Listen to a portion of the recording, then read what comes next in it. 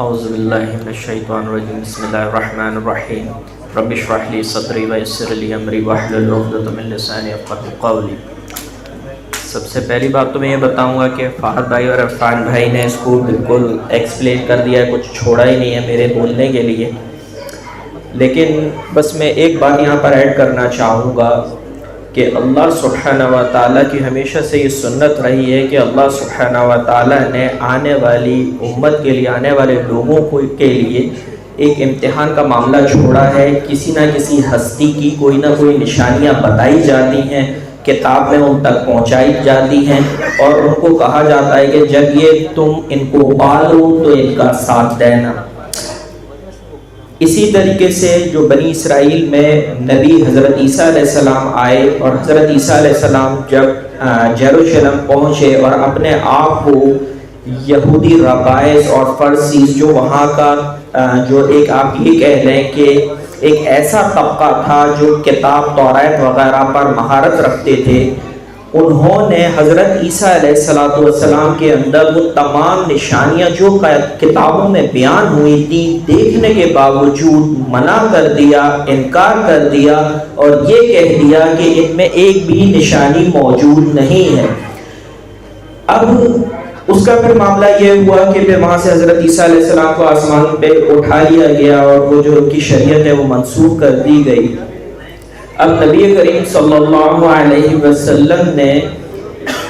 جو اس امت کے حالات کے بارے میں ارشاد فرمایا، مفہوم عرض کر رہا ہوں کہ اس امت کی حالت بھی بالکل ویسی ہوگی جیسے کہ بنی اسرائیل کی تھی، اور یہاں تک تشبیہی کہ جیسے دو چپلوں کے درمیان مشابہت ہوتی ہے، اسی طریقے کے حالات و واقعات ہوں گے۔ اچھا، اس وقت جو بنی اسرائیل کے علماء نے ان نشانیوں کو دیکھتے ہوئے بھی حضرت عیسیٰ علیہ السلام کو پہچاننے سے انکار کیا، تو بنی اسرائیلی جو لوگ تھے وہ اپنے علماء، اپنے لوگوں کی ابتدا میں اتنے اندھے ہو گئے تھے کہ انہوں نے یہ کہنا شروع کر دیا کہ اگر انہوں نے کہہ دیا ہے تو پھر یہی بات حق ہے۔ انہوں نے نہ کوئی ریسرچ کی نہ کچھ دیکھا۔ اب ہم یہاں پر بھی وہی معاملات دیکھ رہے ہیں، اور معاملات کی نوعیت بھی یہی ہے کہ ایسی ہم نے ویڈیوز میں ایسے ہی دیندار طبقے سے یہ سنا کہ انہوں نے کہا کہ ان میں ایک بھی نشانی موجود نہیں ہے۔ ابھی میرے بھائی عرفان بھائی نے اور فہد بھائی نے بہت ساری نشانیوں کو تفصیل سے، جو بھی نام وغیرہ یہ تمام چیزیں جو بیان ہوئی ہیں کو بیان کیا،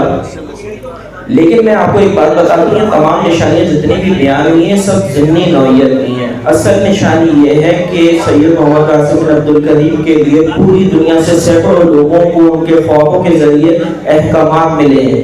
یہ سب سے بڑی بات ہے، یہ سب سے بڑی نشانی ہے۔ ایک صاحب ہمارے پاس ویڈیو میں آتے ہیں کہ اگر کوئی ایسا شخص آ جائے جس کا نام نبی کریم صلی اللہ علیہ وسلم کے نام پر ہو، والد کا نام نبی کریم صلی اللہ علیہ وسلم کے نام پر ہو، بلند نام ہو، کشادہ پیشانی ہو، بنی اسرائیل جیسے دیکھتے ہو، اہل بیت سے ہو یعنی سید ہو، تو کیا آپ ان کو بھی مان لیں گے؟ کیا یہ نشانیاں کافی ہوں گی؟ تو میں نے کہا کہ چلیں ان نشانیوں کے اوپر یہ ضمنی نوعیت کی اصل بات تو یہ ہے کہ جو پوری دنیا سے گواہیاں آ رہی ہیں وہ گواہیاں آپ کہاں سے لے کر آئیں گے؟ ماضی میں جتنے بھی دجال کذاب آئے وہ انہی نشانیوں کا سہارا لیتے ہوئے آتے تھے، لیکن جو معاملہ اللہ سبحانہ و تعالیٰ نے سید محمد قاسم بن عبد الکریم کے معاملے میں فرمایا ہے وہ دنیا کی تاریخ میں کبھی ایسا نہیں ملتا ہے کسی ایک ایسے شخص کے لیے پوری دنیا سے گواہیاں آ رہی ہوں جو پہلے ان کو جانتے بھی نہیں ہوں۔ صحیح مسلم میں 1075 کے اندر ارشاد آتا ہے کہ نبی کریم صلی اللہ علیہ وسلم نے پردہ اٹھایا اس برس کے عالم میں جس میں آپ کا انتقال ہوا۔ آپ صلی اللہ علیہ وسلم نے فرمایا کہ میں نے آپ تک دین پہنچا دیا، یہ الفاظ انہوں نے 3 بار کہے۔ پھر اس کے بعد فرمایا کہ نبوت کے آثار میں سے کوئی چیز باقی نہیں رہی، صرف مبشرات کے۔ صحابہ کرام رضوان اللہ اجمعین نے پوچھا کہ مبشرات کیا ہیں؟ نبی کریم صلی اللہ علیہ وسلم نے فرمایا مبشرات ہیں سچے خواب جو کوئی نیک انسان خود دیکھے یا اس کے لیے دوسرے کو دکھائے جائیں۔ تو پوری دنیا سے جو ہے سینکڑوں لوگوں کو سید محمد قاسم بن عبد الکریم کے لیے خواب دکھائے گئے۔ اب اگر بہت سارے لوگ کہتے ہیں، حالانکہ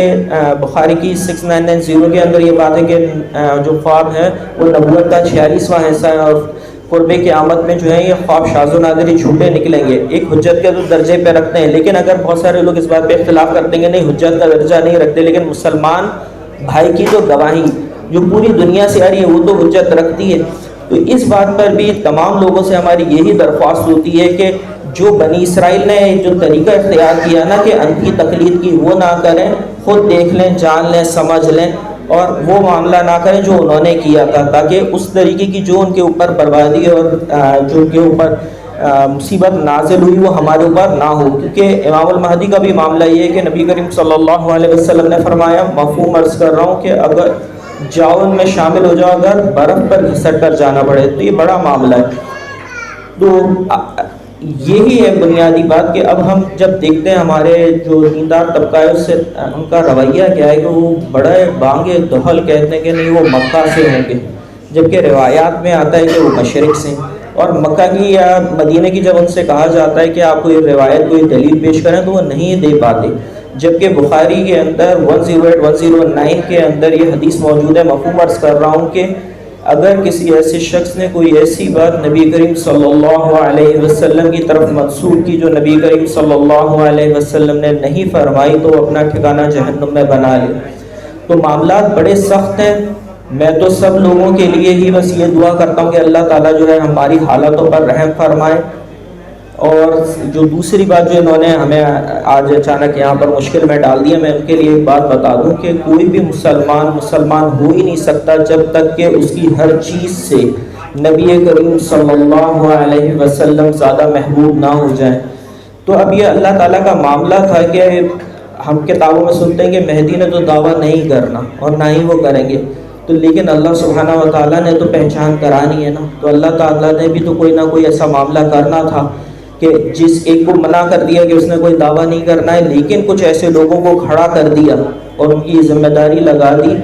کہ وہ جو ہے ببانگِ دہل اس کام کو کر رہے ہیں۔ تو یہ سب اللہ تعالیٰ کے ہی ہیں۔ اب اگر اس کو کسی کو اعتراض ہو تو پھر وہ اس کو اللہ تعالیٰ کی مشیت پر ہی اعتراض ہے۔ وآخر دعوانا الحمد للہ رب العالمین۔